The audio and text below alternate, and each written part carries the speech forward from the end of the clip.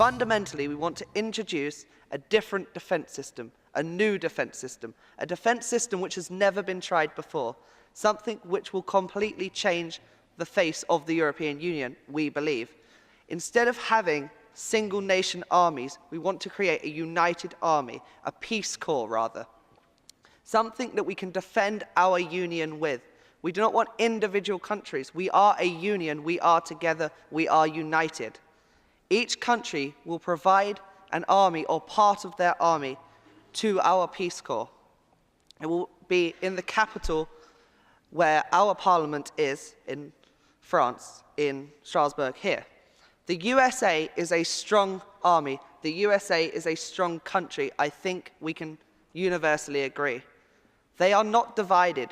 Although they have a state system, although they have a federal system, the states, although they are separate, they do not have their own armies. Much as we are proposing to have one army, the United States has a single army, and some would consider the United States of America to be the single strongest country in the entire world. Although we would be strengthened by the fact that each individual country would keep its army, a united army would strengthen the entire union. I would just like to ask, do we even need a common army? Because as you were talking about before, about the United States Army, we know that the United States get a lot of critics and how much they spend too much on their armies and their military. Do we even have a threat that the European Union will actually be attacked? Or, I mean, attacked to that scale that we would need our own army? I think that money should be used on other problems that are much more problematic at this time. And of course in the future, as is in employment, education, as we stated, and also that, is there even a need for European Union to have its own army? Thank you.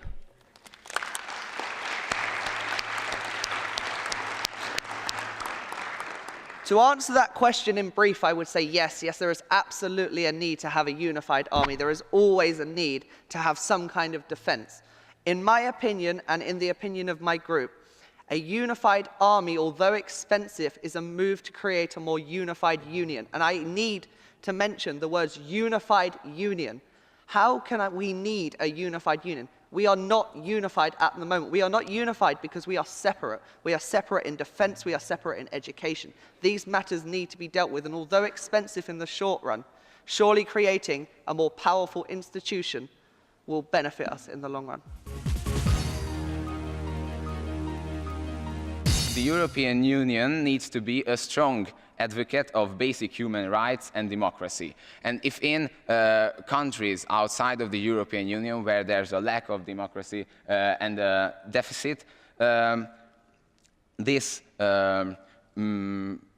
long-term influence of the European Union could help these countries get on their feet themselves, so that people from those countries do not have to leave their home country. Now, a third point is distribution of refugees, of asylum seekers. Right now, the border countries bear most of the responsibilities and the hardships of immigration, and there must be, as we think, European coordination, so-called asylum coordination, where member countries who are not, that are not border countries can as well take their part through solidarity in this process.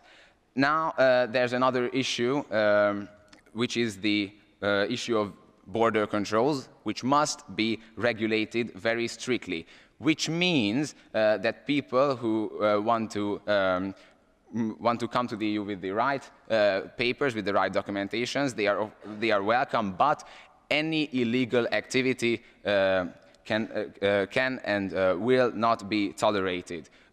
We must put an end to organized crime and human trafficking with the coordination of police and military forces, and this can be done at a European level, for example, with the strengthening of Europol.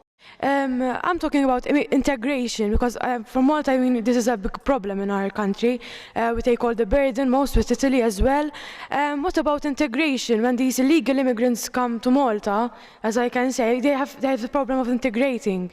Yes, so I think we talked about the topic of integration maybe just not only with these specific words. I think that through language courses and through being or through the process of being familiar with the culture of one country, be that Malta or any else, these people who seek asylum, they can start the process of integration. So this is the first step, the awareness, the language courses, and the things that I have already mentioned. Thank you.